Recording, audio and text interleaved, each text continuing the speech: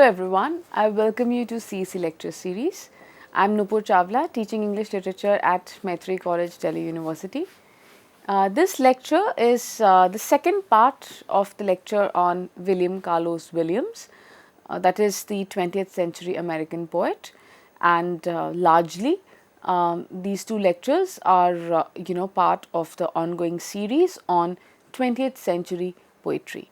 Now, in the previous lecture, we looked at the biographical background of the poet William Carlos Williams, and we also understood that what are the literary influences of this poet and what are the cultural trends or movements that Carlos Williams is associated with, right.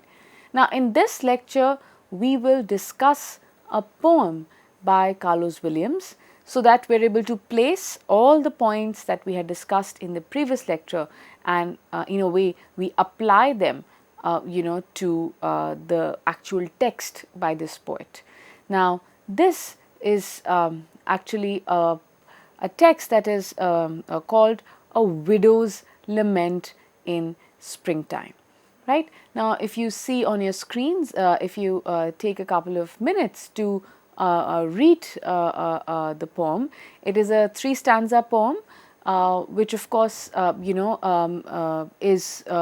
uses economy of language, one of the things that we had discussed in the previous lecture as well, that how the Imagist poets then they use a language which is not very elaborate and create images that are very direct as well, right.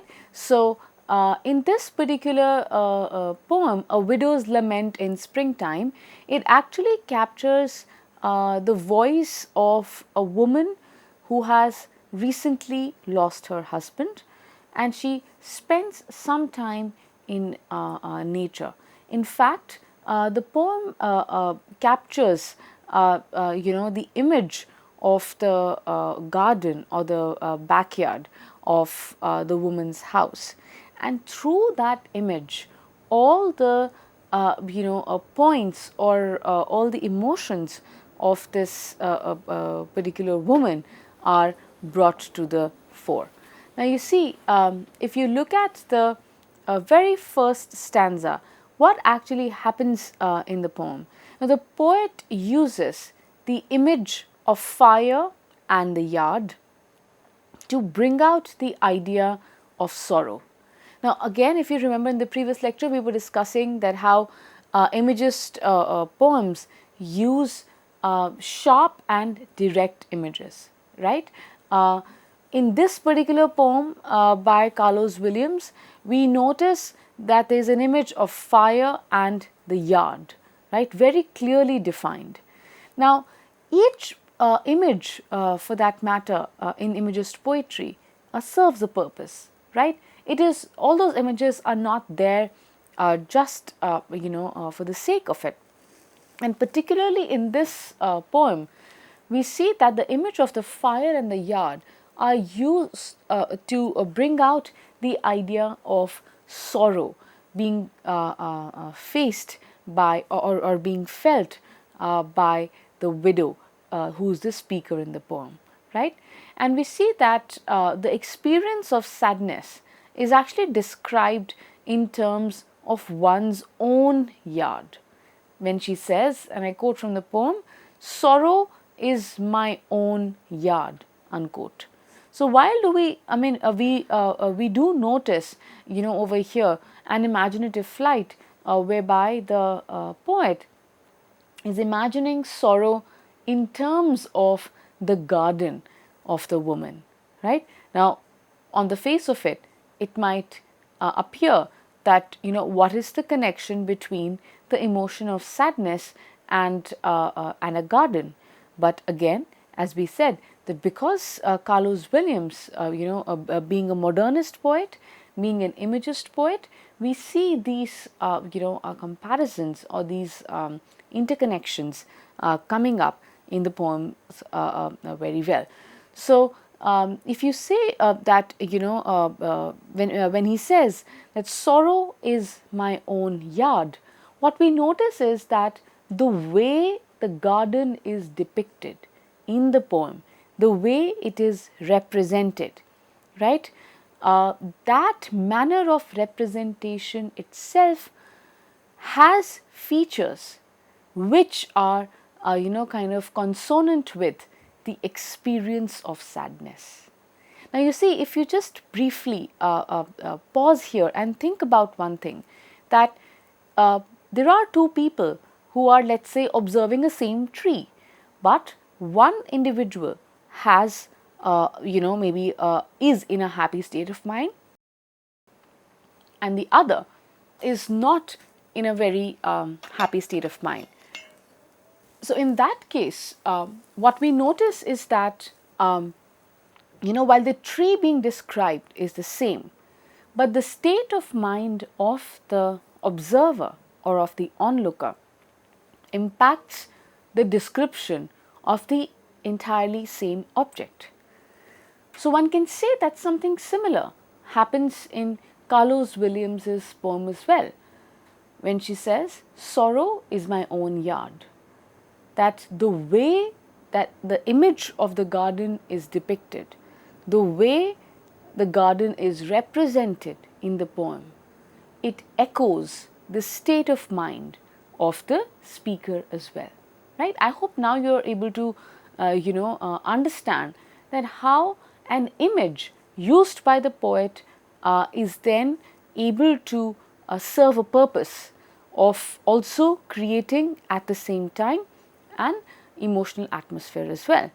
So we see that this then establishes a deep connection with the gloom, and the speaker expresses it in terms of the image of the garden. So one can say that the sadness felt by the speaker in the poem is expressed in terms of this image of the garden, and thereby establishing a deep connection between the emotion felt and the image represented, right?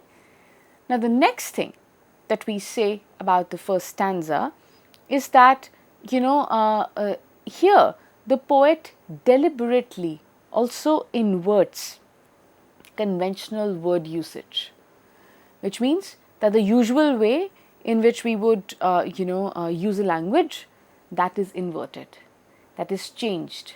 Now again, connect it back to what we discussed in the previous lecture, that how experimentation was one of the important features of the European avant-garde movement and also the modernist movement in general.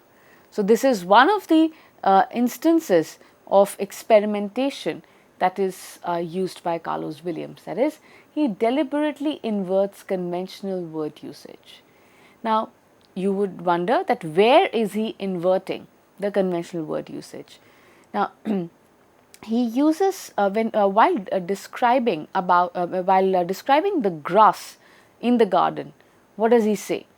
So in the garden, grass flames, right, while the literal word is grows. So what we see is that instead of saying that grass grows, he says grass flames. Now this inversion is part of the poetic license, and the word flame then also conveys a sense of burning, which can be likened to the emotional discomfort of the speaker, right? So the grass flames in her backyard, it does not grow in the backyard. So the moment you notice this unconventional use of the word flame along with the word grow, usually we use the word flame with what? Fire, right? But here he uses it with grass. So perhaps one can say that this inversion then is kind of deliberate, because it gives us a sense of burning, or one can say some kind of a discomfort, some kind of a heat, which then could be one of the ways of the poet, for the poet to talk about the emotional discomfort of the speaker. right? Because just a while ago, if you remember, we had said that whatever is being described, whatever an individual describes, the manner of description is a direct, I would say, reflection of the state of mind of the speaker. And here, the speaker's state of mind is that of sadness. Therefore, the grass here then appears to flame but not grow. A third thing that we also say about the first stanza of the poem is that the poet uses the image of the fire and the yard to bring out the idea of sorrow. Now, the experience of sadness is described in terms of, in terms of the garden or the backyard of the individual. But at the same time, what we also say is that fire can also evoke a sense of passion, a desire, or for that matter, destruction as well. But the poet clarifies that the fire that the speaker or the woman witnesses is cold, right? It is capable of no substantial development or change. So once again, her sorrowful state evokes a picture of stasis caused by extreme gloom. So in fact, I would suggest, I would say that this is another experiment with the conventional use of the language. Is fire ever cold? No. But as the speaker experiences the fire, it appears cold to her, right? So conventionally speaking, fire indicates passion, burning, a desire, or for that matter even sometimes destruction. But if the fire is cold, what sense does it generate? It automatically, you would notice, it creates an atmosphere, it creates a mood, this kind of an image that the poet uses. And what is the mood? When something is cold, when the fire is cold, what does it tell us? That there is no change happening, there is no newness that is coming up, there is no development that is happening, there is no sense of passion or desire to go further and do something new, right? So therefore, we see that once again through this image or picture of the cold fire, a very strong sense of stasis is evoked, and a stasis which is perhaps caused by the experience of extreme gloom by our speaker in the poem, right? So that's what the first stanza does in this poem. Now coming to the second stanza, we see that in the second stanza, the source of the widow's sorrow is now clarified as the speaker, right? And this as the speaker evokes the idea of her husband. So what is the source of her sorrow? That is her husband. How do we know that? Because the speaker evokes or talks about or refers to her husband.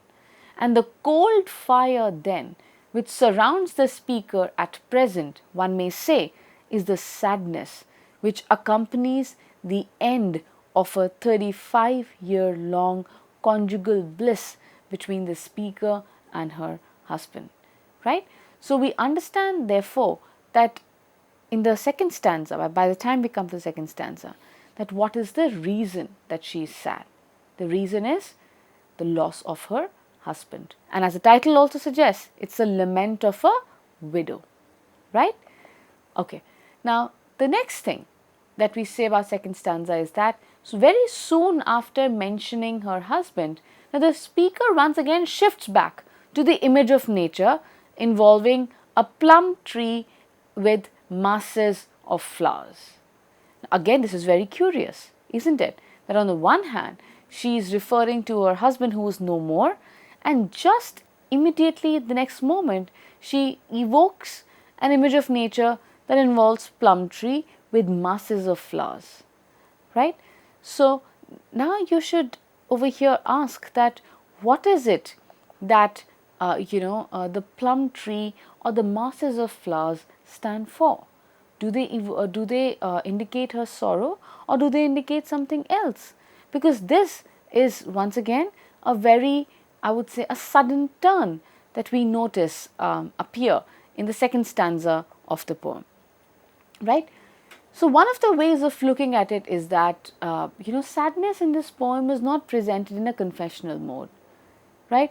What do we mean by confessional mode? Where the speaker, talks about their sorrow directly, talking about their state of mind directly. But that does not happen. Instead, the state of mind is evoked through the different kind of images which are presented in the poem. So we say that sadness then is not presented in a confessional mode, but the poet evokes the image of the garden and its foliage, which then serve to underline the speaker's state of mind. Alright. So by the second stanza then we understand the cause of her sorrow and also this sudden inversion. I would say not inversion, but a sudden shift from a reference to her husband to referring to the beautiful nature. Okay. Now in stanza 3 we notice a reference to vibrant colors, right? Now colors bring a sense of vibrance and life, indicating joy. But this colorful imagery in the third stanza is contrasted with the speaker's gloomy state of mind, which is evoked right from the beginning. Now here then, the vibrant, the bright colors serve a purpose, which is what? So that the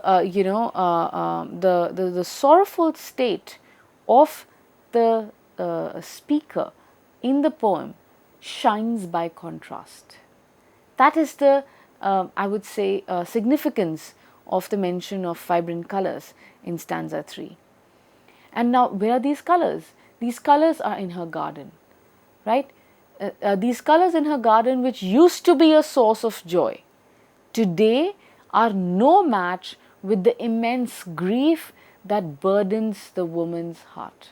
And that's why the speaker says, today she turns away forgetting. What does it mean?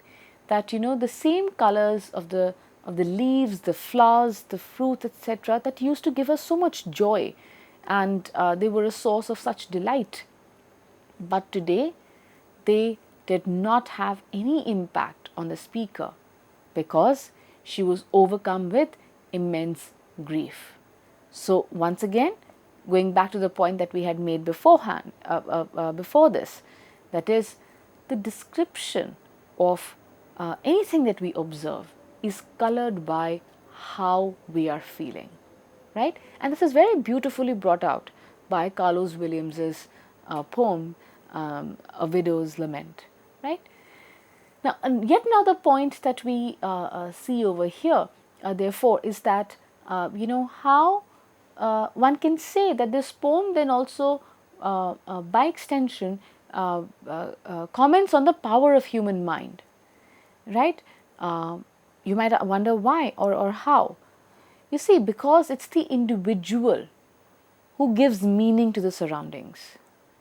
Now, the colors hold no significance if the person is not feeling good.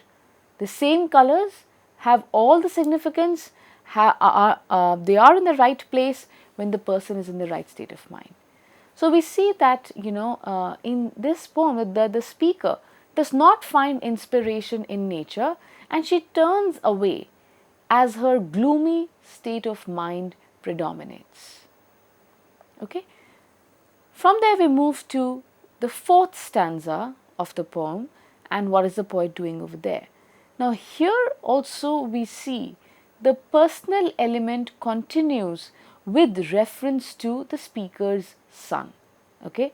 Now the boy, that is the speaker's son, notices trees with white flowers, and he tells his mother about them. Okay. And here we say, we notice next that the speaker wishes to go there, fall into those flowers, and sink into a marsh nearby. Now this is the response of the speaker to her son. Now the son draws her attention that, look, there is a tree which has beautiful white flowers. And what does this woe-begone woman do? She immediately a desire wells up in her to go near that tree, fall into those flowers. You see the flowers that had dropped from the branches and now they were on the floor, on the ground.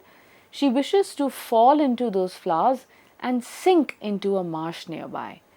Now, falling into the flowers indicates the speaker's desire to escape her immediate reality. This could be one of the ways of looking at this image of the sad woman falling into flowers and wishing to sink into the marsh nearby. Right? Now, the next thing that's important is the reference of this marsh. Now, what is a marsh? Marsh is this, I would say, a part of the land which is kind of semi-watery. But the point is that anything that goes near it or in it is, kind of then consumed, totally consumed. It is very difficult to come out of it, right? So, we see that the speaker here in the poem wishes to drown in the marsh. Now, what does it indicate? A desire to end the life. The hopelessness of the present and the deep sorrow are, highlighted in the poem, and that's how the poem ends. So, what do we see here? That there is not a lot of positive imagery. In fact, I would say that even as there are vibrant colors, there are trees with flowers and with abundant white blossoms, while standalone these images might seem happy. But when they come into this poem, the way the speaker treats these images or the way the speaker presents these images gives them an altogether different meaning. And that, I would say, is the beauty of imagist poetry. So, now towards the end, if we are to make very quickly some observations about the poem, the first thing that we say is that in A Widow's Lament, Williams's poem involves an astute observation of the surroundings. There is a mention of leaves, blossoms, etc. So, there is a very careful observation of the surroundings. Minute details of the physical world are made a part of the poem. And in the given poem, we see that how Williams, kind of correlates human emotion and the speaker's physical surroundings. So, topography in that sense is an important aspect in this poem. The second thing that we say is that the poet engages with the physical world at the level of both materiality and emotion. And one does not overpower the other, but instead complements it. What do we mean by that? That is, the physical world that we observe around, the poet presents it in materiality, in the sense how it would feel when you touch it, when you see it, right? All those senses are evoked in the poem. So, at the material level, the physical world is evoked. But at the same time, how or what does the world appear to be with a particular state of mind or with a particular emotional state is also indicated in the poem. So, we see that how the physical and the emotional, or one can say the material and the emotional, both of them, they come together in a state of complementing one another instead of overpowering. A third thing that we say is that the images in this poem are simple. They are picked up from everyday life in the region. Fourth, Carlos Williams brings alive an American landscape, and this emphasis on topography and directness of image expressed in simple language then distinguishes Carlos Williams's poems from other poems from other poets of his time. The next point that we also say about this poem is that the focus in this poem is on the self, and sense experience establishes the poem as a modernist one. So, these two aspects, the emphasis on the self and also emphasis on sense experience, both of these, they establish the poem as a modernist poem, because as we know that in literary modernism, it's the individual, it's the self that is at the center of exploration and not the society per se. Now you might ask that where does the self come across in this poem? Now you see, we notice that there is a liberal use of personal pronouns such as I, right? And this establishes the poem's direction towards expressing a unique experience of the self. And there are other references as well which further underline this fact, such as my own yard, my son, my husband, I lived, I notice, I feel. So you see, these words I, my, own, etc. indicate a sense of strong selfhood. So we see that this preoccupation with the self and the somber mood are consonant with the sentiment of the world which has just emerged from a devastating world war. Now this poem, which was written in 1921, therefore has a lingering sense of gloom and despair which gripped mankind at the time when World War was underway, and of course also post-World War. And these times defined the cultural movement of modernism.